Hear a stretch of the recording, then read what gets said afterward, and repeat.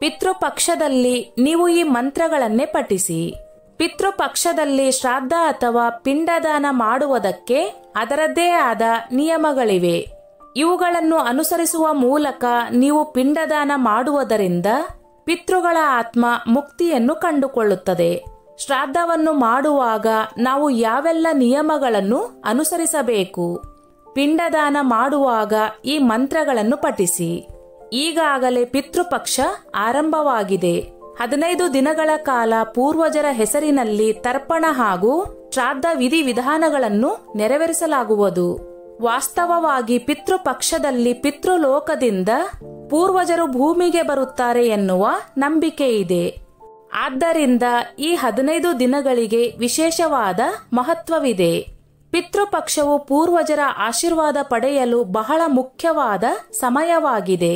ಈ 15 ದಿನಗಳಲ್ಲಿ ನೀವು ನಿಮ್ಮ ಪೂರ್ವಜರನ್ನು ಸ್ಮರಿಸುತ್ತಿರಬೇಕು ಮತ್ತು ಅವರ ಮರಣ ದಿನಾಂಕಗಳ ಪ್ರಕಾರ ಶ್ರಾದ್ದ ಆಚರಣೆಗಳನ್ನು ಮಾಡುತ್ತಿರಬೇಕು. ಆದರೆ ಈ ಸಮಯದಲ್ಲಿ ಕೆಲವು ವಿಷಯಗಳ ಬಗ್ಗೆ ವಿಶೇಷ ಕಾಳಜಿ ವಹಿಸಬೇಕು. ವಾಸ್ತವವಾಗಿ ಶ್ರಾದ್ದದ ಬಗ್ಗೆ ಕೆಲವು ನಿಯಮಗಳನ್ನು ನೀಡಲಾಗಿದೆ. ಅದನ್ನು ಅನುಸರಿಸಬೇಕು. ಶ್ರಾದ್ದದ ಆಚರಣೆಗಳಲ್ಲಿ ಯಾವುದೇ ತಪ್ಪು ಅಥವಾ ಲೋಪ ಕಂಡುಬಂದರೆ ನೀವು ನಿಮ್ಮ ಪೂರ್ವಜರ ಅಸಮಾಧಾನವನ್ನು ಅನುಭವಿಸಬೇಕಾಗಬಹುದು. ಪಿತೃಪಕ್ಷದ ಸಮಯದಲ್ಲಿ ಶ್ರಾದ್ದದ ನಿಯಮಗಳ್ಯಾವ್ಯಾವು ಮತ್ತು ಈ ಸಮಯದಲ್ಲಿ ಯಾವ ಮಂತ್ರ ಪಠಿಸಬೇಕು ಎಂದು ತಿಳಿಯೋಣ. 1. ಪಿತೃಪಕ್ಷದ ಸಮಯದಲ್ಲಿ ಈ ವಿಷಯಗಳ ಬಗ್ಗೆ ವಿಶೇಷ ಕಾಳಜಿ ವಹಿಸಿ. ಪಿತೃಪಕ್ಷದಲ್ಲಿ ಶ್ರಾದ್ದವನ್ನು ಪೂರ್ವಜರ ಹೆಸರಿನಲ್ಲಿ ಮಾಡಲಾಗುತ್ತದೆ. ಪಿತೃಪಕ್ಷವನ್ನು ಆಚರಿಸುವ ಕುಟುಂಬದವರು ಅಥವಾ ಪೂರ್ವಜರ ಶ್ರಾದ್ದವನ್ನು ಆಚರಿಸುವ ಯಾವುದೇ ವ್ಯಕ್ತಿ ಈ ಅವಧಿಯಲ್ಲಿ ಸಾತ್ವಿಕ ಆಹಾರವನ್ನು ಮಾತ್ರ ಸೇವಿಸಬೇಕು. ಪಿತೃಪಕ್ಷದ ಸಮಯದಲ್ಲಿ ಈರುಳ್ಳಿ, ಬೆಳ್ಳುಳ್ಳಿ, ಮಾಂಸ ಮತ್ತು ಮದ್ಯವನ್ನು ಸೇವಿಸಬಾರದು. ಹಾಗೆಯೇ ಹಾಲನ್ನು ಆದಷ್ಟು ಕಡಿಮೆ ಬಳಸಬೇಕು. ಪಿತೃಪಕ್ಷದಲ್ಲಿ ಸೌಮ್ಯವಾದ ಪರಿಮಳವನ್ನು ಹೊಂದಿರುವ ಹೂಗಳನ್ನು ಪೂರ್ವಜರ ಹೆಸರಿನಲ್ಲಿ ಅರ್ಪಿಸಬೇಕು ಮತ್ತು ಪರಿಮಳಯುಕ್ತ ಹೂಗಳನ್ನು ಬಳಸಬೇಡಿ. ಪೂರ್ವಜರ ಹೆಸರಿನಲ್ಲಿ ಯಾವುದೇ ತರ್ಪಣ ಇತ್ಯಾದಿಗಳನ್ನು ಮಾಡಿದರೂ ನೀರನ್ನು ದಕ್ಷಿಣಾಭಿಮುಖವಾಗಿ ಅರ್ಪಿಸಬೇಕು ಎಂಬುದನ್ನು ಗಮನದಲ್ಲಿಟ್ಟುಕೊಳ್ಳಿ. ಪಿತೃಪಕ್ಷದ ಸಮಯದಲ್ಲಿ ಪ್ರತಿದಿನ ಭಗವದ್ಗೀತೆಯನ್ನು ಮರೆಯದೆ ಪಠಿಸಿ.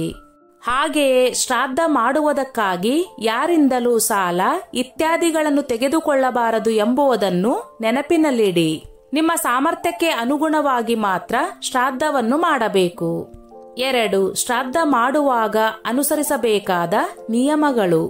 ಪ್ರತಿನಿತ್ಯದ ತರ್ಪಣ ಅಂದರೆ ನೀರನ್ನು ಮನೆಯ ಹಿರಿಯರು ಮಾತ್ರ ಪೂರ್ವಜರಿಗೆ ಅರ್ಪಿಸಬೇಕು ಎಂಬುದರ ಬಗ್ಗೆ ಗಮನವಿರಲಿ. ಹಿರಿಯರು ಇಲ್ಲದಿದ್ದರೆ ಮೊಮ್ಮಗನು ತರ್ಪಣ ಮಾಡಬಹುದು. ಮಧ್ಯಾಹ್ನದ ಸಮಯದಲ್ಲಿ ಶ್ರಾದ್ದ ಆಚರಣೆಗಳನ್ನು ಮಾಡುವುದು ಉತ್ತಮವೆಂದು ಪರಿಗಣಿಸಲಾಗಿದೆ. ಪಿತೃಪಕ್ಷದ ಸಮಯದಲ್ಲಿ ಬೆಳಗ್ಗೆ ಮತ್ತು ಸಂಜೆ 2 ಬಾರಿ ಸ್ನಾನ ಮಾಡುವ ಮೂಲಕ ಪಿತೃಗಳನ್ನು ಸ್ಮರಿಸಬೇಕು. ಪಿತೃಗಳಿಗೆ ಪಠಿಸಬೇಕಾದ ಮೊದಲನೇ ಮಂತ್ರ ಓಂ ಪಿತೃ ದೇವತಾಯೇ ನಮಃ. 2ನೇ ಮಂತ್ರ ಓಂ ಪಿತೃ ಗಣಾಯ ವಿದ್ಮಹೆ ಜಗತ್ ಧಾರಿಣೆ ಧೀಮಹಿ ತನ್ನೋ ಪಿತೃ ಪ್ರಚೋದಯಾತ್. ನೀವು ಈ 2 ಮಂತ್ರಗಳಲ್ಲಿ ಯಾವುದನ್ನು ಬೇಕಾದರೂ ಜಪಿಸಬಹುದು. ಶ್ರಾದ್ದ ಆಚರಣೆಯ ಸಮಯದಲ್ಲಿ ಬ್ರಾಹ್ಮಣರಿಗೆ ಆಹಾರವನ್ನು ನೀಡುವಾಗ ನೀವು ತಿನ್ನುವ ಪಾತ್ರೆಗಳನ್ನು 2 ಕೈಗಳಿಂದ ಹಿಡಿದುಕೊಳ್ಳಬೇಕು ಎಂಬುದನ್ನು ನೆನಪಿನಲ್ಲಿಡಿ.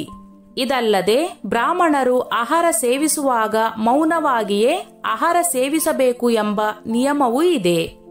ಏಕೆಂದರೆ ಬ್ರಾಹ್ಮಣರು ಮೌನವಾಗಿ ಇರುವವರೆಗೆ ಪೂರ್ವಜರು ಆಹಾರವನ್ನು ತೆಗೆದುಕೊಳ್ಳುತ್ತಾರೆ. ಅಲ್ಲದೆ ಊಟ ಬಡಿಸುವ ವ್ಯಕ್ತಿಯು ಮೌನವಾಗಿರಬೇಕು. ಪಿತೃಗಳ ಶ್ರಾದ್ದವನ್ನು ನಿಮ್ಮ ಮನೆಗೆ ಸಂಬಂಧಿಸಿದ ಸ್ಥಳದಲ್ಲಿ ಮಾತ್ರ ಮಾಡಿ ಮತ್ತು ಅವರ ಶ್ರಾದ್ದವನ್ನು ಇತರರ ಭೂಮಿಯಲ್ಲಿ ತಪ್ಪಾಗಿಯೂ ಮಾಡಬೇಡಿ. ಶ್ರಾದ್ದ ಆಚರಣೆಗಳ ಸಮಯದಲ್ಲಿ ಬ್ರಾಹ್ಮಣರಿಗೆ ಆಹಾರ ನೀಡುವುದರ ಜೊತೆಗೆ ಹಸು, ಕಾಗೆ, ನಾಯಿ ಮತ್ತು ಇರುವೆಗಳಿಗೆ ಆಹಾರವನ್ನು ತಿನ್ನಲು ನೀಡಿ. ಪಿತೃಪಕ್ಷದ ಅವಧಿಯಲ್ಲಿ ಅದರದ್ದೇ ಆದ ನಿಯಮಗಳ ಪ್ರಕಾರ ಪಿತೃಗಳಿಗೆ ಶ್ರಾದ್ದ, ತರ್ಪಣ ಇತ್ಯಾದಿಗಳನ್ನು ನೀಡಬೇಕು. ಹಾಗೂ ಪಿತೃಗಳಿಗೆ ಪಿಂಡದಾನ ಮಾಡುವಾಗ ಈ 2 ಮಂತ್ರಗಳಲ್ಲಿ ಯಾವುದೇ ಒಂದಾದರೂ ಮಂತ್ರವನ್ನು ಕಡ್ಡಾಯವಾಗಿ ಪಠಿಸಬೇಕು. ಸ್ನೇಹಿತರೆ, ಈ ನನ್ನ ಮಾಹಿತಿ ನಿಮಗೆ ಇಷ್ಟವಾಗಿದ್ದಲ್ಲಿ ದಯವಿಟ್ಟು ಶೇರ್ ಮಾಡಿ, ಲೈಕ್ ಮಾಡಿ ಮತ್ತು ಸಬ್ಸ್ಕ್ರೈಬ್ ಮಾಡಿ.